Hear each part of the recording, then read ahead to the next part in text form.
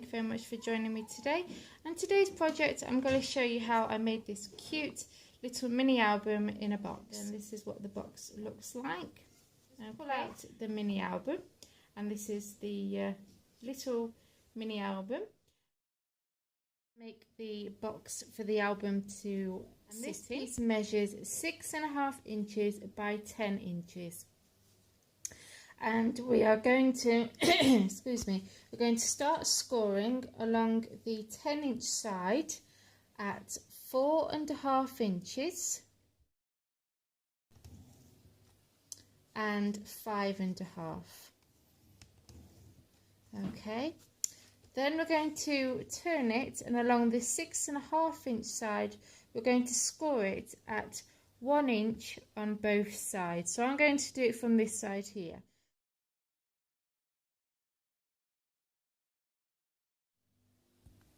Now we're going to fold and burnish on those score lines, trimming. So you'll see here you have these squares at the top and bottom, and you have these score lines. You're just going to cut up those score lines to this long score line here, okay?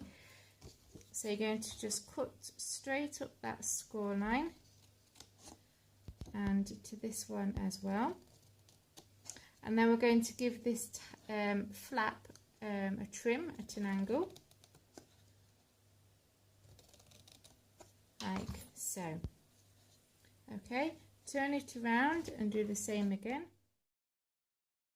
And you're going to need two pieces that measure 4 3/8 by 4 3/8, and then 3 pieces that measures 4 3/8 by 7/8 of an inch. My paper now, and before I assemble this together, I actually want to put punch half a circle on both sides here. So I'm going to try and get that central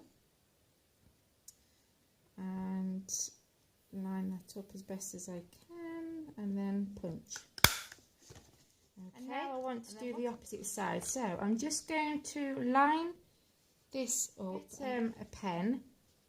I'm just going to tick mark, because you're not really going to see this. It's obviously, you're going to punch that out like so. Okay, and then hopefully that should roughly be lined up nicely. So now we're going to start assembling the box. So we need to add some glue to the inside of these tabs. So what I'm going to do is I'm going to fold this around like so and line that up, and do the same for this side as well. Okay, so I've done that, and I've done one of these sides already. So I've added plenty of glue onto this flap that has the paper on, and you do exactly the same to this side, and you just fold that over. And what I did was I just lined it up at the top, okay, and then press that all down. You need one piece that measures 9 7/8 of an inch by 4 7/16 of an inch, and along the 9 7/8 of an inch we're going to score it at 4 7/16 of an inch, and the 4 7/16 of an inch is the line, this one here, that's just before the 4.5 inch mark. Okay, so line it up at 4 7/16 of an inch, and we're going to score.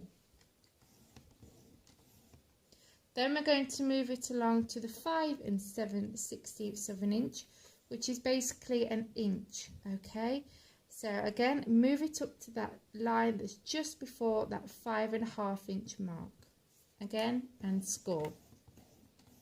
Okay, so then that's that one. Measures 9 10/16 of an inch by 4 7/16 of an inch, and along the 9 10/16 of an inch we're going to score it at 4 7/16 of an inch again. So once again, it's just that tick mark before the 4.5 inch mark here. So again, score, and then 5 3/16 of an inch, which is the small line just before the 5 1/4. Okay, and then score. Then the last piece measures 9 3/8 by 4 7/16 of an inch. Okay, and along the 9 3/8 of an inch, again 4 7/16 of an inch, and 4 14/16 of an inch, which is, let me just double check, 2, 4, 6, 8, 10, 12, 14. So it's the second mark just before the 5-inch mark. Okay, hopefully that makes sense. So now we're going to fold and burnish them all on those score lines. So what we're going to do is we're going to attach these two pieces together, and we want to get this one central with this one. So you want to have about a 1/8 of an inch gap between each one. Okay, so I'm going to add some glue to this one. So we're just going to line that up in the center, and you want to make sure that it's all level and press that down.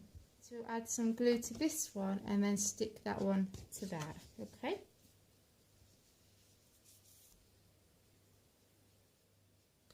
so make sure that's all lined up and press that down. Okay, so they're dry now, so then when you fold it all up, it will look like this. I've stuck one on already just to save a bit of time, and you're going to need two pieces that measure 4 1/8 by 4 1/4, and one piece that measures 4 1/4 by 7/8 of an inch. And as you can see, I've stuck one on the front already. So I've added the glue to the other two pieces, and we're going to attach these. So this is going to go onto the spine. I'm going to attach this one to the back. I am going to punch 2 holes, and I'm going to use my crocodile. Okay, you could use any hole punch you have, and I'm going to push my crocodile in as far as it will go. So I'm going to use the bigger hole, so I'm going to push it in as far as it goes and then just punch. Okay, turn it around and punch like so. And I am going to use some of this beautiful vintage crochet trim, and it's in black and it's absolutely gorgeous. So again, thread it through from the outside in, and then inside to the outside. And then obviously I want to make sure it's all nice and straight, and then we can tie a bow. I want to add my card and paper to the inside of the album. So we're going to need 8 pieces of cardstock that measure 4 1/8 by 4. Then you're going to need 8 patterned paper that measure 3 3/4 by 3 7/8. To glue those two pieces together, and then we're going to attach that to the page, and then you're just going to continue going through the rest of the album to the pages now. Okay, and I've also added some paper to the inside covers, and you'll need 2 of them that measure 4 1/8 by 4 1/4. And as you can see, I've added some little images here. Some liquid glue just to the bottom section here, so then you could add a journaling card or photo, and you can just slot it in there like so. So on here I want to add a sentiment. So wherever there is images on the paper, I want to add a sentiment and then an image on here.